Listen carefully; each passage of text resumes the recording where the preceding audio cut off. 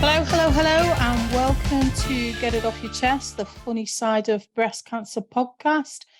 I'm Estelle Marr, and I'm joined in Tissy Towers today with the lovely Andrea Moulding. Hi, Andrea. How are you? I'm great. I'm more than great, actually, Estelle. I've had some fabulous news this week. Oh, what's your fabulous news? Well, I went to see my oncologist for my next, you have your yearly appointments, and I've been signed off because it's been 5 years. Yeah! Woo-hoo! Which is, felt like quite a big deal, to be honest. That's amazing. That's absolutely fabulous. And I've got my new date for my reconstruction. So you haven't grew it back since our last podcast when we thought you might grow it back because you've been I've only been that waiting long. for 4 years. Yes. No, so all good. And you've been a little bit of a superstar yourself, haven't you, Estelle? I want to hear. Yes, I have actually. Yes, come on, tell our listeners, what have you been up to? Yes, so I was on the cover of a magazine. No, I was on the cover of the Liverpool Echo because I actually won a Liverpool Local Hero Award for my work, well, our work, I should say, but it's for the work that I do for cancer patients, raising awareness and getting people to tickle their tits and what have you. So the podcast got a bit of a mention, which I was really pleased about. So yeah, it's good, all good. Yeah, Estelle was on the front, big cheesy grin, weren't you?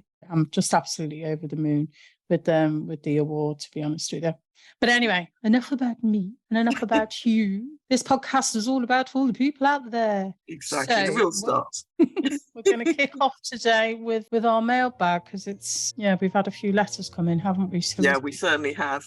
And we start off with, let me just dig it out the bag. But this is from a woman called Caroline, and it's not her real name. Hopefully you'll be able to relate to this. Go on. So it absolutely made me crack up, actually, this one. So I'd be really interested to hear what you think. This is Caroline. She says, when I had chemo, everything tasted like metal. The only thing that would help was pineapple.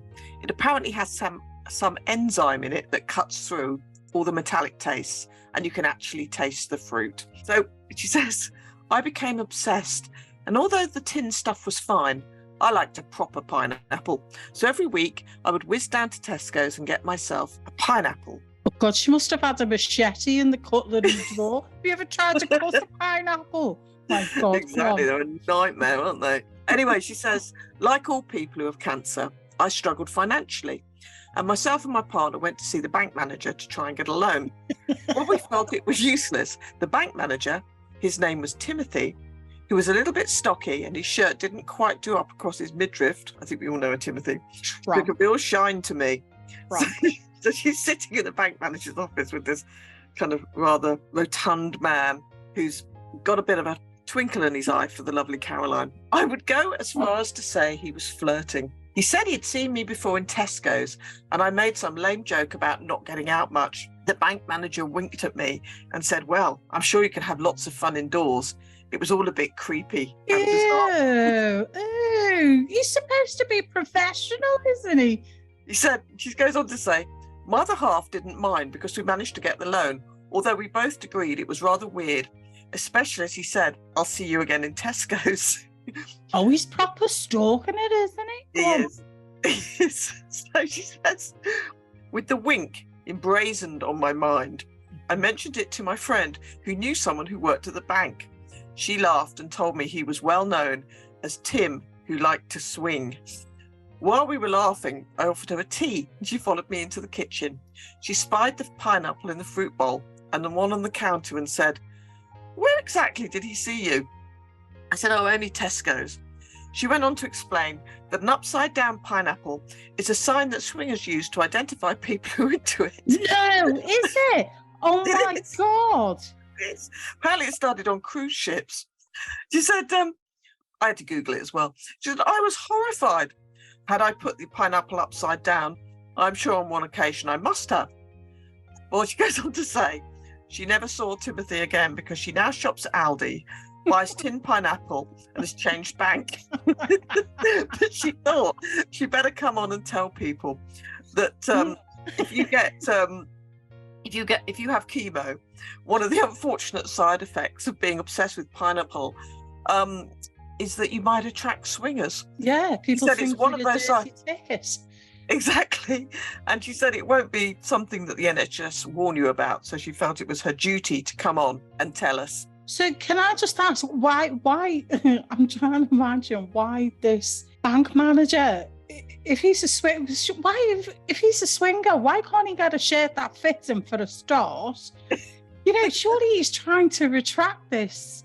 I don't know, these people, these pineapple swinging people. But I don't know, I've just got visions of him sat there, like really grubby in the bank. And yeah. Oh, God. He sounds really repulsive, doesn't he? He sounds absolutely revolting.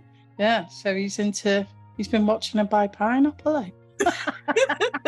And I wonder what that bank's called. It's not the listening bank or the action bank or the swinging bank. But apparently it's a real thing. Is there? I don't know if it's just a UK thing, but apparently it started on cruise ships. So what, if you carry a pineapple upside down? Put it upside down outside your cabin, and it's an invitation to like-minded swingers. Ew. You went on a cruise. You tell me. I did go on a cruise. I was just thinking I went on a cruise and all those pineapples that were in the corridor that I was kicking. No wonder nobody copped up on our ship. So what else is in our lovely bag? Oh, this one is from a listener who wants to be called Joni Mitchell. Again, not her real name. Do you know what? I can see a pattern here where these names are going to start getting more and more and more ridiculous and incredible, and we greatly encourage it. But yeah, I do quite like this one. So go on, Joni Mitchell. I saw one earlier from Anne of Cleves, and it was something about cleavage, but I don't think we're going to have time for that one today. But anyway, Joni Mitchell says, and I think we can all relate to this, when I got cancer, it was in the middle of COVID, and I found myself getting quite depressed. Like most people, I would manically clean everything within an inch of its life. In fact, I'm still finding tins in the garden from when I bleached them all those years ago. And she says... Who you are, or... Yeah, I am. Yeah. I was going to say, or Joni Mitchell. Joni Mitchell, you're still probably. finding tins in your garden? Yeah. Why are they in the such a garden? massive gardener style, Why were they in the garden in the first place? Because I used to disinfect them and then leave them another 4 days just to make sure there were no COVID germs on them. I was completely paranoid. So I think I was a little bit like Joni Mitchell myself, actually. So she says, I would manically clean everything within an inch of its life. Add to this the fact that you're having chemo, and is it any wonder you are super paranoid? I didn't see anyone and hadn't really discovered Zoom, and I was completely rubbish at social media. So I feel quite sorry for her, really. I do. I'm getting really depressed sitting here. Sorry, I'm Jane. tearing up here, so. A friend sent me a book about forest bathing and how it was really good for your mental well-being. If you don't know what it is, it's where you go into nature and notice all the leaves, the moss, the bark, and immerse yourself in the power of nature. I got quite excited. As she said, she would meet me if we kept 2 meters apart, and she would take me out and do it with me. It meant I could go outside, feel the air, and have a conversation with a real human. So like a proper Brit, I packed sandwiches, a flask of tea, and a bloody big bottle of hand sanitizer. I counted the hours until I could leave the house. Eventually, the time arrived, and we met in a park in the middle of nowhere. My friend, being the seasoned outdoor type, was dressed like Chris Bonington and even had a map. Let's walk through the forest. Yeah. How big was the forest? It was enormous still. She said, I had my cagoule and my Primark trainers, but I felt ready and eager. She said, the sun shone through the canopy of the forest and we identified flowers and plants. In brackets, how poetic. I know, in brackets, or rather she did. She said, eventually we got tired and sat down. Before we dived into the sandwiches, she said, I want you to lie down and feel the earth support you. She said she would lie 2 meters away and to breathe. The effect of the healing of the earth would ease my Sorry, mind. she had to tell her to breathe. Well, in case she forgot. Go on. Exactly. Deep breathing, Is this before or after the spam bussies? It's before. She's having a very... I trust you to mention spam butties just before. She's having this big kind of earth healing experience. Oh, okay. She's probably got Tara Masalata and I don't Oh know. yes, darling. Yeah, something like that. Anyway, sorry. And you got. Yeah, so she said the effect of the healing of the earth would ease my mind and make me feel tranquil after all the stress of my cancer treatments. While I half expected her to sing Kumbaya, I did as she suggested. She says, the grass was actually quite dry and the sun was very warming. I lay there and closed my eyes, drinking in the atmosphere. Slowly, I began to smell something unpleasant and realised to my horror, I was lying in a pile of dog muck. Oh, you joker. Oh my God. Oh God, I feel a beautiful Primark goo. She says, it was all over my bald head. I screamed and jumped up, but realised it was all over my head and then my on her hands. head. It was on It was her on my head. head. She put her head in it. Oh no. She said, I was in the middle of nowhere with no water and was paranoid of infection. My friend tried to wash it off with tea, but it was too hot and burnt my head. Oh, for God's sake. He says, eventually we used the picnic blanket covered in hand sanitizer, and I didn't dare touch anything until I got home. So my relaxing experience of forest bathing resulted in me having a heart attack, getting totally paranoid of germs. Yeah, but it sounds like the Primark coat fared okay. I was quite worried about that at one point. Well, the blanket took a beating. I think the blanket was probably binned on the way home, along with the sandwiches, along with the spam. Yeah. She said, so when I got home, it did make me appreciate my little house. And she said, and I got in the shower and showered until my skin peeled off. So, another cautionary tale about chemo and when you try and do all these self-care ideas, make sure you don't lie in the forest where terrible dog owners had let their dogs roam free. Defecate all over the place. Yeah. Exactly. Yeah. If you want to feel at one with nature and you're worried about germs, just open the window in your house. That's what I say. Yeah. Unless you live in London or somewhere completely smoggy. I don't know what to suggest. Maybe go to Tesco and go and buy a pineapple and bring it home and put it on the table so you feel totally tropical. I don't know. Just as long as you carry it the right way up. Exactly. So we'll be joined in Titty Towers today with Jennifer Douglas, who's flying in all the way from LA. We've had a guest before from LA, so obviously word has got round that tiny little town out there. But yeah, that our podcast is absolutely amazing. Exactly, and I think she's arriving in the studio as we speak. I think I can hear Jennifer Douglas coming into the studio any second now. Hello. Hi, Jennifer. How are you? Good. How are you? Hi, Jennifer. Pleased to meet you. Oh, nice to meet you. So you're in LA at the moment, aren't you? So I am. I'm north of Los Angeles, in a city called Santa Clarita, but it's usually just easier to say LA because everyone knows where that is. yes. Is that where you're from? No, I actually grew up just outside of San Francisco, and then I came down to the Los Angeles area to go to college. I went to UCLA, and I met my husband there, and then we got married, and I never left. Well, that's a good enough reason to stay, I suppose. Yes. San Francisco, LA, Loughborough. Yeah. So thanks for coming on the show, Jennifer. It's really, really good to have you here. Just for our listeners, before we start getting into all your hilarious stories, could you just tell us about your cancer? So I was diagnosed with stage 0 breast cancer, DCIS, after my second annual mammogram. I started getting mammograms at age 40. So I had one that was all clear at age 40, and age 41, they found something. And it turns out it was a very small spot of non-invasive cancer. And I was like, okay, this should be easy. We'll just get through this after I got through the shock. And I realized that stage 0 breast cancer doesn't mean 0 challenges. I had a lot of diagnostic bumps along the way, and we'll talk about some of those today. Okay.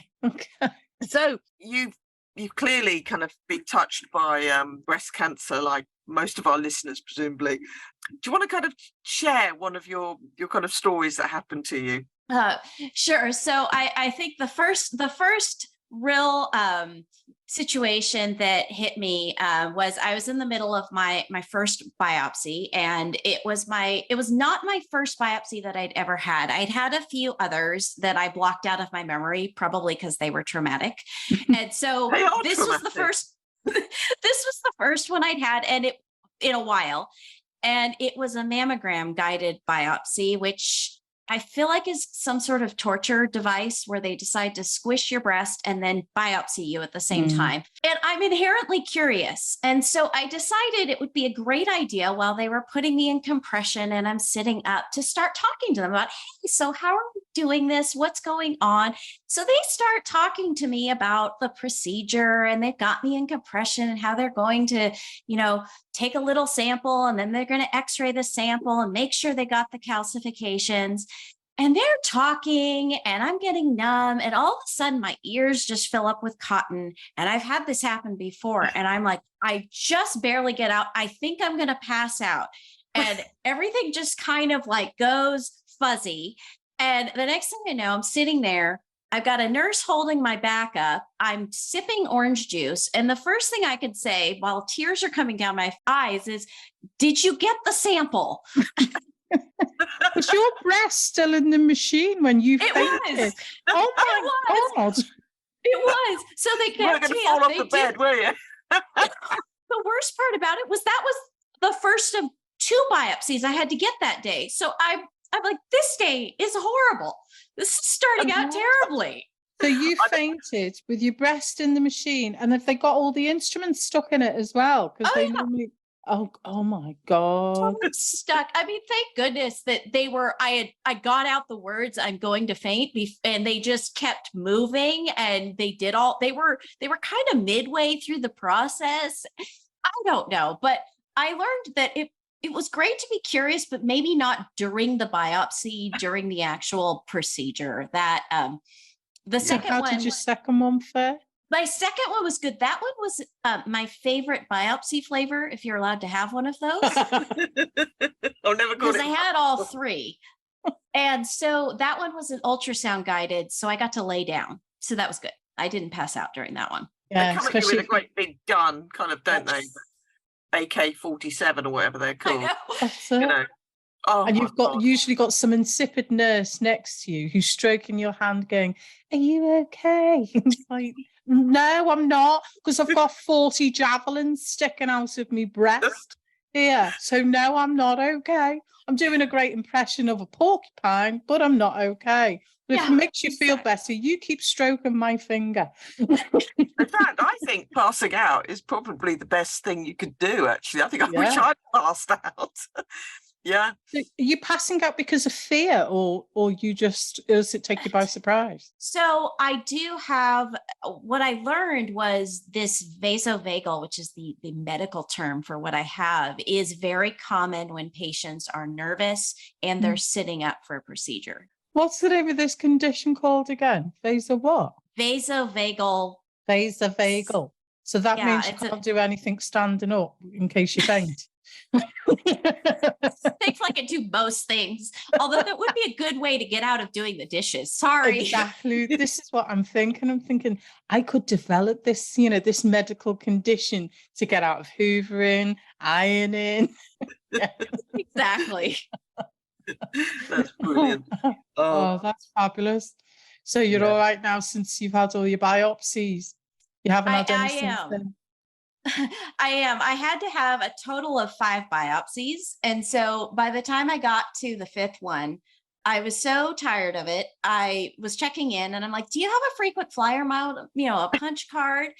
And my husband, who is incredibly funny, he goes, honey, you are the punch card. And I died. I was so done with this whole thing. We had driven 2 hours in traffic to go try to get this biopsy done because it was urgent and delaying my surgery, and I was over it. And so I was the punch card, and thankfully those were all benign. Only the first one, the one I fainted for, was actually cancer. All the rest of them were nothing.